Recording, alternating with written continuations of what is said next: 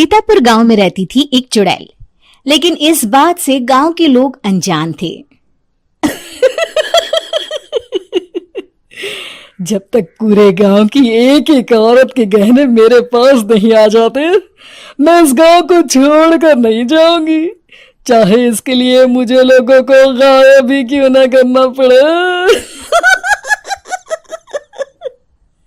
दूसरी तरफ गांव की औरतें बात कर रही थी। अरे सुन रही हो, ये देखो, मैंने कल ही नया हार बनवाया है सोने का, कैसा लग रहा है? बहुत ही अच्छा है ना। पहले तुम पहनो, फिर शादी में अपनी होने वाली बहू को दे देना। और क्या, सोने चांदी का यही तो फायदा है, जितना पुराना उतना महंगा। लेकिन एक एक पैसा बचाकर ये लेना सच में बहुत मुश्किल हो रहा था मेरे लिए। तभी वहां पहली का पति आ जाता है। गांव में एक औरत के घर के सोने के सारे गहने चोरी हो गए। लोग बातें बना रहे कि गांव में कोई चोर घुस आया है जो घर की कोई चीज को हाथ नहीं लगाता, पर सिर्फ सोने के गहनों को ही चुराता है। अब तुम ना अपने ये गहने संभाल कर रखना। हे भगवान, ये क्या बोल रहे हैं? ये तो वही बात हो गई कि गांव बसा नहीं और लुटेरे पहले आ गए। दूसरी तरफ गांव के ही एक घर में रंजना रहती थी। उसके पति का गांव में चाउमीन का ठेला था। एक दिन उसके घर में एक औरत आती है। अरे रंजना, तो गांव में नहीं है तो सोचा तुम्हें बता दूं। गांव में बात चल रही है कि गांव में एक चोर घुस आया है जो घरों के सोने के गहने चुरा लेता है। अरे मैं तो सिर्फ ये कान की छोटी सी बाली ही सोने की पहनती हूँ, बाकी गहने तो मैंने गांव के बैंक में लाकर रखे हैं। ये क्या होता है? ना बाबा ना, हमारे गांव की औरतें तो गहने अपने पास ही रखती है। जब कहीं जाना हो तो बस अलमारी से गहने निकालो और पहन लो। दूसरी तरफ एक औरत हाथ में टोटके वाली छोटी सी गुड़िया लेकर घर में चली आती है। अरे कोई है? घर की औरत है क्या? क्या है ये गुड़िया? ये कोई ऐसी वैसी गुड़िया नहीं है, ये जादुई गुड़िया है। इसको घर की अलमारी में रखना। अगर तुम्हारे घर पर किसी की बुरी नजर होगी तो रात भर में ये पतली सी गुड़िया मोटी हो जाएगी। मैं कल आकर ये गुड़िया ले जाऊंगी और तुम्हारे घर की सारी बुरी नजर छूट जाएगी, समझी? अरे वाह, ये तो बहुत कमाल की गुड़िया है, दे दो। कितने की है एक? अरे नहीं नहीं नहीं, ये फ्री की है। मेरा काम इस पूरे गांव को बुरी नजर से दूर रखने का है। हाँ। भली औरत उसके हाथ से वो गुड़िया लेकर अलमारी में रख देती है। लेकिन अगली सुबह जब वो उस गुड़िया को देखती है तो पतली सी गुड़िया मोटी हो चुकी होती है। हे भगवान, ये क्या? किसने मेरे घर को बुरी नजर से बांध रखा था? तभी वो गुड़िया वाली भी आ जाती है। मैंने कहा था ना, घर पर बहुत ज्यादा बुरी नजर है। लाओ, ये गुड़िया मुझे दे दो। औरत वो गुड़िया उठाकर उसे दे देती है। गुड़िया हाथ में आते ही वो औरत उसे लेकर सीधे गांव के बाहर की खाली हवेली में चली जाती है और साधारण औरत से चुड़ैल बन जाती है। अरे पगली, गांव वाली इस गुड़िया के पेट में तेरे घर के सारे गहने हैं। इतना बोलकर वो गुड़िया को फाड़ देती है और सारे गहने निकाल लेती है। वहीं दूसरी तरफ, हे भगवान, मेरे घर के सारे गहने चोरी हो गए। उस औरत के घर के आसपास लोगों का जमावड़ा हो जाता है और लोग बातें करने लगते हैं। लो जी, ये भी घर गया।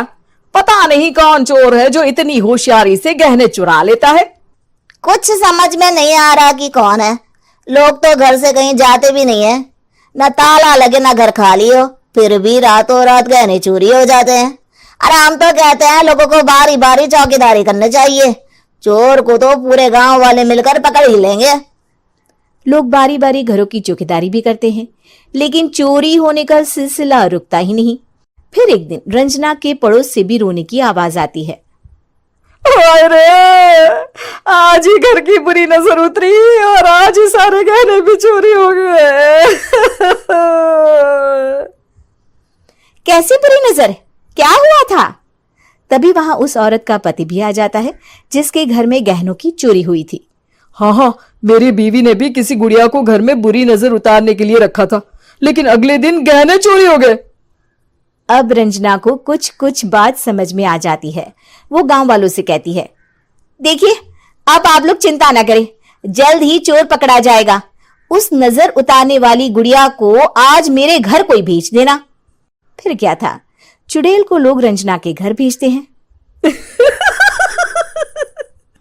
पहली बार देखा है कोई खुद लुटने को तैयार बैठा है। तो तू है जिसे घर की बुरी नजर उतारनी है? ये ले गुड़िया, ये सुबह तक मोटी हो गई तो समझो तुमको और तुम्हारे घर वालों को नजर लगी है। हाँ हाँ, मैंने काफी सुना है। तुम ये गुड़िया मेरे घर छोड़ देना। अरे क्यों नहीं, कल सुबह आऊंगी जब गुड़िया तुम्हारे घर की सारी बुरी नजर लेकर मोटी हो जाएगी, ठीक है? अब क्या था, रात को रंजना ने पूरी नजर गुड़िया पर रखी। वो अपने पति और गांव के कुछ लोगों को घर की खिड़की से घर के अंदर नजर रखने को कह देती है, और फिर जो नजारा सब देखते हैं वो हैरान करने वाला होता है। गुड़िया धीरे से अलमारी खोलकर बाहर आती है।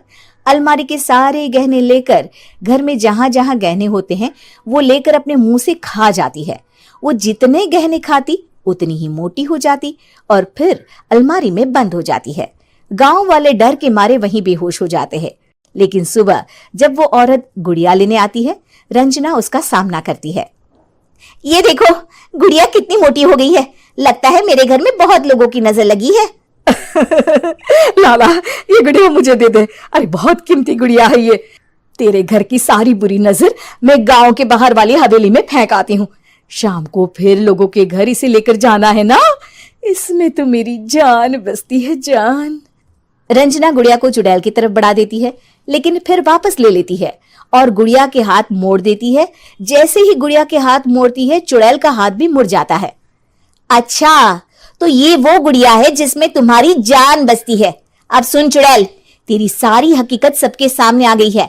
या तो गांव वालों के गहने लौटा दे, नहीं तो मैं इस गुड़िया की गर्दन मोड़ दूंगी। चुड़ैल डर जाती है। अरे नहीं नहीं, मेरी गुड़िया दे दो, मैं सबके गहने वापस कर दूंगी। ठीक है, अब भी जा और सबके सारे गहने वापस कर। चल निकल यहां से। चुड़ैल सबके गहने लौटाकर रंजना के पास आती है। ला दे मेरी गुड़िया रंजना, इसके अंदर के गहने निकाल ले, लेकिन ये गुड़िया वापस दे दे। लेकिन रंजना जानती थी कि जैसे ही गुड़िया चुड़ैल को देगी उसकी शक्ति वापस आ जाएगी।